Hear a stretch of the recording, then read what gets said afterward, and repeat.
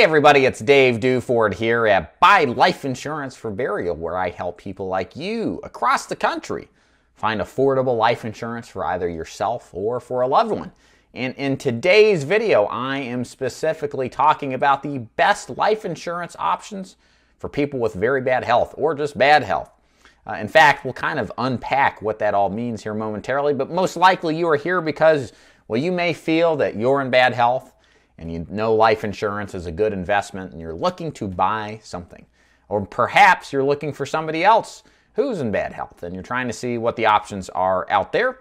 So if this fits you and you want to do a good bit of research and find out, hey, what can I do and what am I eligible for, then stick around because that is the goal of this video. So let's get started. So we're going to first start with an overview formally of myself and my company. Then I'm going to, like I said, unpack and define what really bad health means, at least in my opinion, as somebody who has worked with life insurance cases since 2011. I'm going to give you my perspective on it as on bad health and versus, again, what you may consider to be bad health and some of the differences and why I think that's important. Of course, I'm going to tell you why it's important to get life insurance despite having good health or bad health or anything in between. And then we'll talk about options where for life insurance, if you really have what I would deem as okay health, maybe not perfect, but not bad either. We'll, again, talk about that further. And then options if you have really bad health or just bad health. If you truly have it, I'm going to tell you what your life insurance options are there. And then talk about the next steps to get started. So my name is David Duford. I am the founder and owner of BuyLifeInsuranceForBurial.com. And like I said, I work with people across the country and I help them over the telephone and on the internet with life insurance that they're looking to purchase either on themselves or somebody they love, like a parent or a child or a spouse or a brother or sister. I've been licensed as a life insurance agent since 2011. I've helped well over 3,000 families with their life insurance needs and am a published author of 2 books. The one most relevant to you will be the one down here in the corner called The Official Guide to Buying Final Expense Life Insurance. I'm also an insurance agency owner. I work with insurance agents from coast to coast. I train them to become competent professionals in their own communities to help their community members with life insurance needs.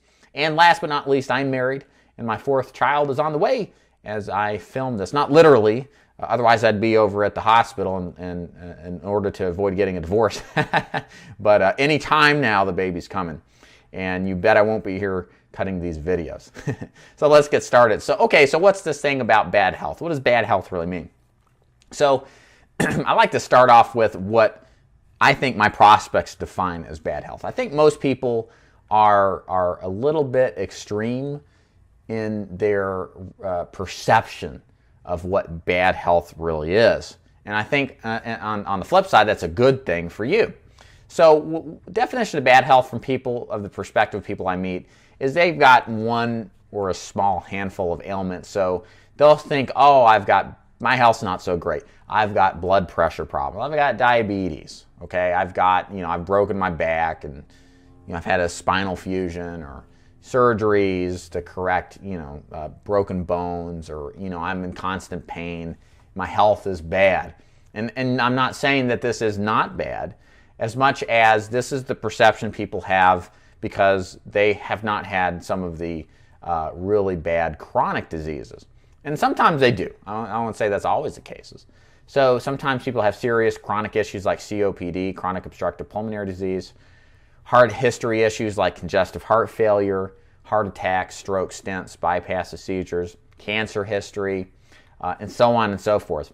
And so many outright judge the worst, okay? People are natural at being their own worst critics, right? So they think that these issues are so bad that nobody's going to ever want to touch them from getting quality life insurance coverage. So they accept the first thing they see. They see the stuff on TV or in the mail, or an agent shows up, and because of this perception, they're thinking, well, okay, who would take me anyway, and I've got a great opportunity, why pass up on it? Now, that's a good thing in some respects, but it's important to understand that there are many times better options than what you're first presented to. So let me kind of define to you what I think bad health is, where if you fit this kind of profile, there's going to be a limited selection of coverage options for you. It doesn't mean you can't get quality insurance. It's just that the options are that much more limited. So the good news is that most people overestimate how bad their health is. And insurance companies, you have to understand, insurance companies are operating in the free market, okay? So when you have a lot of different companies, all right, imagine your town that you live in. You've got one restaurant, everybody goes there. Well, somebody's going to get the bright idea saying, hey, I'm going to open another restaurant across town or maybe down the street a little bit, and I'm going to take some of that business because there's a lot of people that want to eat out. And therefore, now everybody's going to compete with each other. And in order to keep people from going to that restaurant, the original restaurant is going to try to come up with brand new ideas for food, brand new ideas for desserts. Maybe they'll lower their prices a bit. Maybe they'll be creative. But what my point is that there is a competitive force between all companies, whether it's on a small level or even a large level, even with insurance companies. And because this competition, especially in the insurance business, has been so fierce, what happens is that the way insurance companies compete is they figure out how to lower their underwriting requirements to make them more flexible without costing the company a tremendous amount of money and, say, more claims and more stuff to deal with. So what I have seen since I've been in this business, since even before then, underwriting has become much easier to qualify for. So a lot of insurance companies will accept things where diabetes was tough to get years ago. Now it's a normal thing. And so a lot of times now uninsurable conditions are acceptable under certain circumstances. So it's not a good idea just to jump in and assume the worst because you have bad health that nobody's going to even want to deal with you. And I'm not by any stretch here saying that everybody's going to qualify for every insurance available. By no stretch am I saying that. But what I am saying is the key is to work with an insurance agent that can shop the major carriers for the best offering for your individual cases. The key is to work with what I would deem as a broker, someone like me. I shop around, I try to see who is going to be and give you the best offer for coverage based on your unique health characteristics. That's what I do with all my clients. And what you get in exchange of that is the better quality life insurance. Sometimes you get a better price too, or you get both. So that's what you want. That's what you do whenever you go out and buy groceries. You don't want to overpay for groceries. Life insurance is the same way. If you got a certain product in mind and doing some education, we're going to show you some options, and you like that idea, a lot of the times it's the same between all the companies, and it's just a matter of figuring out who's going to give you the best deal overall. So let me convince you. Hopefully there's not much convincing that's needed, but everybody I've met wants life insurance but has reservations. They're not 100% committed. And it takes sometimes an advocate like myself to remind you the necessity and the importance of life insurance and how it literally saves lives. So here's what I mean. So good health or bad, it doesn't matter what your circumstances are. We're going to better define that in a little while. Life insurance, I'm sure you agree, is critical to your financial plans in life. And there's a lot of reasons people buy life insurance. And no matter what health they're in. So I'll give you a couple examples. First would be final expenses. A lot of you probably watching are thinking maybe you need a final expense plan for your burial or cremation or any additional expenses, or maybe you're a kid who's looking for that on your parent or your brother-in-law or sibling or something like that. A final expense life insurance plan. Life insurance is great for final expenses no matter what kind of plan you get, because there's always a cost leaving. You don't get out alive. Well, you don't get out alive, and you don't get out without a check that apparently someone else is going to have to pay. So life insurance is good to do that, and it makes a great impact on taking care of those. Also, income replacement. There's a lot of you who are married, and if you pass away, then that surviving spouse now assumes all of the debt, assumes all of the expenses that were now for two, now are for one. And so having money on hand to help offset those expenses makes the transition period between your passing and their surviving that much easier. And that's relevant if you're younger, if you're older and you're on Social Security, it's the same setup as well. Or if you've got money you owe, or perhaps a mortgage that you need to pay off. Having a life insurance plan in place, good health or bad health, is very important. And covering those if you have less time than the actual mortgage or debt has to pay off those debts. And here's the thing, life insurance is all about peace of mind. It's an act of love. I mean, it's a funny product because You literally don't see the benefit tangibly until you're dead. That means you never see it, but you pay on this premium for all these years with the hope and belief that it will. And so it's an interesting product. It's not like buying a car, right? We can just hop in and enjoy it and get the thrill. Whereas life insurance is about a belief. It's about something other than just immediate satisfaction, gratification. It's about love and thinking of the people you love in your life and you want to make sure are protected. So peace of mind is the biggest component of this. You probably are disturbed about thinking about dying and the expenses. And you should be really disturbed about what would happen if your family had to sort through this mess that you didn't take care of. Life insurance is what gives you that peace of mind. It really does. It solves those problems that families otherwise would have. And so let's take a look now at some options for coverage if either you're in okay health or you're bad health. Again, okay or bad health, it's probably you're in one of those camps right now. You're probably not in perfect shape, or you're looking for somebody who is in okay or bad health. I'm going to further delineate what those mean specifically and then give you some options on what we could do. So here's the thing. Not all life insurance is the same, and what really matters about picking what kind of life insurance is best is based on your specific goals. There's no one-size-fits-all type of life insurance situation. You got to establish what matters to you, what the problems are in your life that you need solved, and then find a life insurance plan that best solves that. So there's typically two different types of life insurance plans. We're going to talk about two now. There's a third one we'll get to when we talk about bad health. But the first is term life insurance. So I'm going to give you a quick rundown about term insurance. I'm going to tell you what's good about it, what's not so good about it, and then show you some prices at different age levels very, very quickly. So term insurance is short for terminating insurance. When you buy a term plan, it's essentially pure insurance. It covers for a predefined period of time, as little as 10 years, as maximal as 30 years. And at any point in time that you die within that period of time, the term plan pays out whatever the death benefit is. If you die after the plan has canceled, well, you don't get a payout. So why get a plan that cancels? Well, the one advantage with term insurance is that if your health is good enough, then it's the best way to get the most coverage for the least amount. And a lot of people buy it because they've got larger obligations they want to cover, namely things like debt, mortgage, or income replacement. And it's just an effective way to get a lot of coverage in place to help insure against your untimely demise. So the cons, of course, with term insurance is that it's terminating, it's temporary. It's not going to be there permanently. So if there are permanent problems that you're trying to solve, for example, funeral expenses, you may not be able to get coverage when you need it because you outlive it. Also, cons are with term insurance, it's a little bit more difficult to qualify. So okay health, where maybe I would define okay health as maybe a little bit of diabetes, maybe some blood pressure issues, maybe cholesterol, but nothing super major, maybe even a little depression. Those are okay health. But if you start getting the more serious ailments, then you're going to run into problems. Now, we got solutions for that. But term insurance is really reserved for more healthy people, not perfectly healthy though.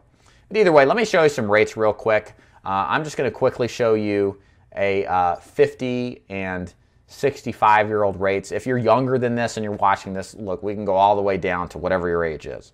If you're older than that, usually term insurance is good up to about 75 or 85, 75 to 80. It just depends on the company. There's other options for insurance above those ages. So hold tight. Let me show you my screen and just run a couple of quick prices just to show you kind of what you're looking at. Okay, so we're looking at a 20-year term male price for a 50-year-old who's looking for $100,000 in coverage. It can go much higher than this, of course, but this is just an idea of where to start. You can kind of crunch the numbers in your head to give you a better idea of what's possible. But these are just a sampling of companies and prices, roughly about in the same range, anywhere between upper 30s to low 40s. I'm a particular fan of Sagicor here. They're a good competitive price that does not require an examination in most cases. In fact, they give you an instant approval in many of these circumstances. By the way, these are average prices. It could be higher for any of these that I show you. We have what's called rated cases if your health isn't necessarily the best. So just keep that in mind. This is not meant to show you an exact price that is completely conclusive that you qualify for this. By no stretch at all is that the case. This is just a touchstone. I say this a lot in my videos. Just give you a starting point to say, okay, this is what we have. This is what's possible. Great. Now let's take a look at females 50 years old. a 20-year $100,000 term is going to be a little bit better price, but same thing. 30s to 40s, depending on which company you go with. For $100,000 for 20 years, so from 50 to 70, protected with $100,000 in coverage. Now we're going to look at a 65-year-old really quick as I put this on the screen. 65-year-old is going to be, let's see here, male. We'll still do $100,000. Obviously going to be more expensive. So here again, we're looking at 160s to 200s, higher potentially depending on how you qualify. And that's for a male, 20-year term. Also female here, going to be a little less expensive, low hundreds to 200s roughly, depending on the company you go with. Last couple of things I'll say here again, there's so many variables here that you have to control for. What's your age? Do you smoke? Do you not smoke? Do you want 25,000? Do you want 25 million? I mean, you can really do a lot of different coverage amounts and anything in between. How's your health? You got that factor to take as well. What's your age? I think I mentioned that already. So by no means am I trying to give you an exact price, but this is just a little idea of a starting point to give you an idea of what you can qualify for, what your options are, and see what it's like. So we're back on the screen here talking about the second of three options, which is whole life insurance. Whole life insurance is in some ways an opposite type of plan than term. It has different advantages, and it certainly has some disadvantages too. So the biggest thing with whole life, if you remember anything about whole life, is that whole life lasts your whole life. It does not cancel because you turn a certain age. It does not terminate at a certain age. The only condition is as long as you pay the premiums as directed in the policy, at any point that you pass away, it pays off the face amount or the death benefit coverage. And as well as the rates don't increase either. As long as you continue to pay the premiums remain level. Sometimes there are plans that go up in price. Whole life plans do not. So if you like the idea of getting a plan where you know what it is, it cannot be canceled, and you just know what the premium will be and there's never price increases, whole life is good for that. Also, what's unique about the kind of whole life insurance we do, it's what's called simplified issue whole life insurance. It's really designed for people who are in okay health or even bad health. Why? Because the underwriting on the product is much less restrictive. For example, we can get cases like COPD, chronic obstructive pulmonary disease approved. We can get cases like recent heart attacks that are over a year since it's had, strokes, stents, bypasses. As long as it's been past a year, there are options for life insurance coverage for those people in many cases. Also, history of cancer, mental health problems, neurological problems, diabetes using insulin. Normal conditions that are really tough to get approved with like a term insurance plan. These simplified issue whole life plans are much more flexible. Now, the biggest drawback to these types of plans is that since they have flexibility and since you're buying guarantees in the plan, you're not going to get as much coverage at the same price as you could with term insurance. So the way I look at it is you could buy a term insurance plan, which is fine. It lasts 20 years and then die in the 21st year. Well, you paid all this money for nothing. It's the way to look at it. Obviously, it had a purpose and it was good that you had it because you could have died earlier. Whereas with whole life, even if it's a fraction of the term insurance and you pay a premium, you hit the 21st year, it pays. It still pays. So there's some advantages with whole life insurance that I think are good, but you're going to pay for them. So let's take a look at some rates. I'm just going to show you some quick rates, again, at a 50-year-old male and female, and then at 65 as well, just to show you some prices of what to expect. Okay, so you're looking at a 50-year-old male for $10,000 in coverage. One reason people buy final expense whole life insurance is because they want to take care of final expenses. And this is another word we use for simplified issue whole life insurance is final expense insurance. So for a burial or for cremation, just a simple plan. So for $10,000, you're looking at mid-20s to low 30s for a 50-year-old non-smoking male. And then if we adjust this for a 50 non-smoking female for $10,000, even better, upper teens to the mid-20s. And then if we bump this up to age 65 really quick, we'll show you what 65 will run. If I can find it on my quoter here, there it is. 65-year-old female, $10,000. Upper 30s to mid-40s is what to expect for $10,000 non-smoker female at 65. Same for male, upper 40s to mid-50s for $10,000 in coverage. So like I said, what we've seen here in the last slide was options for people in okay health. there's still some of you that are probably convinced you don't have okay health, you've got bad health.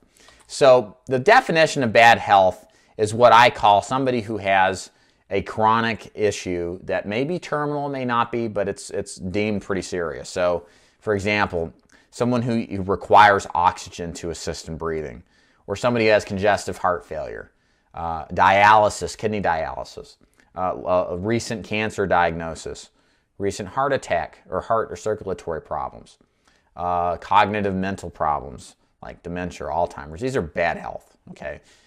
There's no other way to describe it. And so the only option for somebody in these circumstances is what we call guaranteed issue. So guaranteed issue, the pros of guaranteed issue life insurance is there's no questions asked. As long as you can fill the application out and return it, you're approved for coverage. The drawback is, well, if you get approved for coverage, what's the catch if you have bad health? The biggest catch is there's a limitation of coverage for usually the first 2 years. Meaning if you die from natural causes, the premiums are paid to the beneficiary you paid in, so you get the money back, plus usually about 10% interest. That can vary depending on the company. Now, here's the thing. I don't like to sell a guaranteed issue life insurance plan if I can help it, because I want my clients covered immediately. But the reality of someone with the health issues I have, or if your health is so bad that this is all you can get, you really still need to buy a plan. And the reason is there's a lot of people who have these chronic issues I have found after being in this business for as long as I have, keep living. They keep going. And as soon as you're clear of the 2-year period, you're fully covered for the death benefit. And at the time that you pass away, your survivors, your beneficiaries get the money. And had you had waited that much longer, it may not have paid out. I've had countless people with conditions that required guaranteed issue coverage that have died 2 years, 2.5 years in, 3.5 years in. And if it wasn't for that prudent and wise decision to buy at that point, despite the disadvantages, their family wouldn't have been protected. So I'm a big believer in guaranteed issue when there's no other options. It's something I don't leave at. So what we're going to do here is just show you some rates at some different ages. I'm going to just again show you a 50-year-old and a 65-year-old. There's no smoker, non-smoker status because it's guaranteed issue. They don't even ask about smoking status. So hang tight. Let me get this set up and show you on the other screen. So I'll key you into either the Gerber Life or American General. This is a 50-year-old, $10,000 plan for a male, guaranteed issue, mid-40s to low 50s. For a female at 50 years old, you're looking at the same companies, mid-30s really is where it's at. I sell either American General or Gerber Life the vast majority of the time. They're in good price, minimal waiting period compared to other companies. Now let's take a look at a 65-year-old male. As I get this set up here, of course it's going to be a little higher. You're looking at somewhere between $73 and $85 a month, roughly speaking. And then for females, it should be a little bit less expensive. Women are always less expensive with life insurance. Mid-50s for $10,000 in coverage. So at this point, you've seen options whether you're in okay health, and you've seen options whether you're in really are in bad health. And my goal here is to, again, be transparent, show you what your options are, to give you some confidence that there are insurance companies that will take you, but then to also let you, or let myself avail myself to you and offer you the opportunity to finally take a plan out to give yourself the peace of mind we talked about earlier, so you don't have to worry your family about what will they do if they've got to find the money to bury you or your family to take care of final expenses. So the application process to buy a life insurance program is really simple. So it doesn't require an agent to show up at the house, but you do need to pick an agent to work with. I always nominate myself. That's why I make it clear several times. I work across the country and can help most people out with their life insurance needs. And then once you talk to an agent, like myself, I end up asking you health questions, ask you some probing questions to figure out what it is you really want, what you can qualify for. Then I'll draw a quote up for you and describe the plan. If you like what you see, the application process is entirely telephonic or it's over the email. There's no personal visit required by me in the vast majority of the cases. And then usually after several days or weeks, you get an approval if you get approved. And you get a decision either way in that period of time. And then if approved, you get your policy shortly thereafter, a couple weeks later, and that's it. So again, if you like what you hear, you'd like to qualify for a life insurance program, even if you have bad health, then visit my website or give me a call. My website is buylifeinsuranceforbeergirl.com. Click the top, there's a contact box. Click that, send me a message. Or go to the bottom, there's a pop-up box. It's a chat box. Click that, send me a message. Tell me what you're looking for, and then I'll get back to you shortly. Or just call me direct at 888-626-0439. You can speak to me live. I'm very busy. If you don't get me, leave me a voicemail. I promise I'll call you back as soon as physically possible. And if you like the video, leave a comment. Make sure you thumbs it up and certainly subscribe if you like getting content like this. Thank you so much for watching. We'll see you next time. Take care.